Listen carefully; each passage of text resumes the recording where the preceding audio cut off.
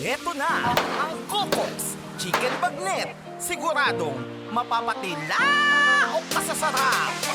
Walang duda, panalo talaga ang lasa. Coco's Chicken Bagnet. Sasarap, siguradong uulit ka. Coco's Chicken Bagnet. Pasabay kabalayan niya, Kuya Alvin Bautista ni Exploring Pampanga. For today's vlog, guys, muli natin cover si Coco's Chicken Bagnet, home of the first and original Chicken Bagnet in the Philippines. So sila din yung originator ng Chicken Bagnet dito sa Pilipinas. So ayan guys, yung isang branch nila dito sa Pampanga, yung location niya dito sa Barangay San Matias, Guagua, Pampanga. Yung landmark natin dito sa intersection ng Guagua sa may Petron Gasoline Station or mismong tapat ng Diosdado Macapagal Memorial Hospital. Open sila guys, 11 a.m. until 10 p.m. Ayan, Monday to Sunday. Kung gusto yung pa-deliver, PM na kayo sa kanilang Facebook page. Yan, excited ko nang tikman ulit yung napaka-crunchy and napaka-juicy na classic chicken bagnet ni Coco's Chicken Bagnet. Hello, I'm Al Green. Isa akong regular customer dito sa Coco's Chicken Bagnet. Na-try ko na siya noong soft opening. Siguro mga 3 times or 4 times ko na siyang na-try. Unang na-experience ko, sobrang sarap niya. Napaka-crispy ng chicken. Talagang uulit-ulitin mo siya. Ngayon,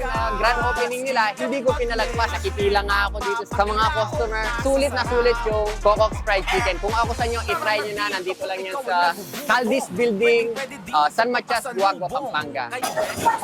So ito na nga kabalayan lahat ng mga sinerve sa atin ni Coco's Chicken Bagnet, San Matias, Guagua branch. Actually, ito na yung pangapat natin na magbablog kay Coco's Chicken Bagnet. Yung first 3 vlog natin is sa Tarlac. So ngayon is lumabas muna tayo ng Tarlac at pinasyalan itong si Coco's Chicken Bagnet, Guagua, San Matias branch. So ayan, meron tayong one whole chicken na classic chicken bagnet.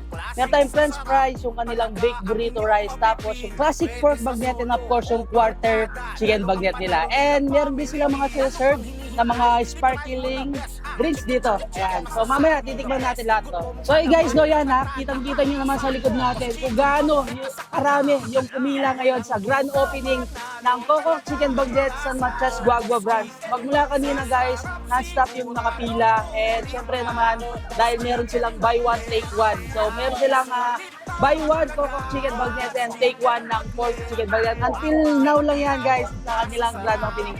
Pero kung gusto yung tikman, sabi nga dito lang sa may intersection. So open naman sila Monday to Sunday, 11 a.m. until 10 p.m. So tikman na natin kanilang baked burrito rice, isa sa mga favorite ko dito sa Coco's Chicken Bagnet. Kung nagka-crave kayo ng mga Mexican foods guys, meron ding in-offer dyan si Coco's Chicken Bagnet. And syempre guys, kompleto naman yan, lalong-lalo na kung may mga kasama kayong food sa bahay. And nag-crave din kayo ng mga french fries, meron silang french fries na in-offer dito. So hey guys, next na titikman natin, of course, ito kanilang classic pork bagnet. So isa sa mga pinagmamalaki ni Coco's to. So dip muna natin dito sa kanilang special na suka. Oh! Kuha natin yung balat. Yan guys, for sure naririnig nyo sa mic natin kung gaano ka-crunchy ito kanilang pork bagnet. Grabe, kali kahit wala suka, yung timpla pa lang niya napakasarap. So hey guys, no, may nagkita tayong dito, yung balat mismo ng pork bagnet nila. Tikman natin para marinig nyo kung gaano ka-crunchy. Chicken Bagnet. Sigurado mapapatila o Wow. kasasarap. And napaka-crunchy. So hey guys, no, next natin titikman ito kanilang Coco's Quarter. So ito yung a la carte nila na 149 pesos. Pero kung gusto nyo may french fries and then yung salad niya is 179 pesos. Napakalaki nung cut and napaka-jumbo din yung servings nila. Siyempre, meron na rin siyang Java rice. So tikman natin dito.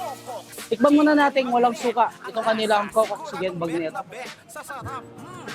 Hindi pa rin talaga nag-iiba yung lasa ng Coco's Chicken Bagnet guys. Pag mula nung natikman natin, hanap talaga na natin yung lasa ng chicken bagnet nila. Siyempre, mga proud ako dahil nga sa Tarlac na gumpisa yung Coco's Chicken Bagnet, home of the first and original chicken bagnet in the Philippines.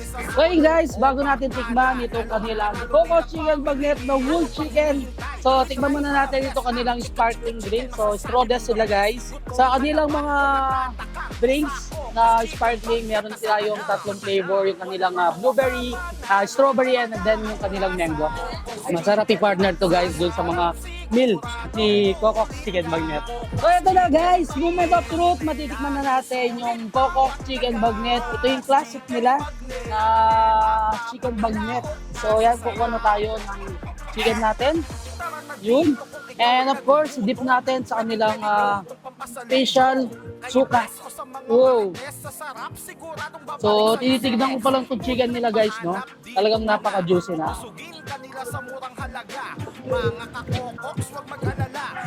Sarap ng lasa. Di pa rin talaga nag-iiba yung ano, yung lasa ng original na hinahanap-hanap mo sa chicken bagnet. Siyempre, yan lang. Ito lang yan guys sa Coco's Chicken Bagnet. Alam mo yun guys, no, yung lasa ni Coco's Chicken Bagnet is kahit papakin mo siya, pwede siyang ulamin, pwede rin siyang pampulutan. Napakasarap. Kung naririnig nyo guys, kung gaano ka-crunch yung ano niya, yung balat, and super juicy yung loob ng Coco's Chicken Bagnet. And isa pa sa na-notice natin is nanuno talaga yung lasa hanggang dun sa buto. So yun guys, hanggang dito na lang. Don't forget to subscribe, like, comment, and click the notification bell para updated kayo sa lahat ng videos ko. And of course, huwag niyo kalimutan i-share ang video to para malaman ng mga ibang kabalen natin na taga-Guagua. Itong Santo Tomas branch ni Coco's Chicken Bagnet, home of the first and original chicken bagnet in the Philippines. So pasyal na kayo dito guys, tikman nyo na yung pinagmamalaking chicken bagnet ng Coco's. Napaka-crunchy and napaka-juicy inside. So until our next vlog, peace out!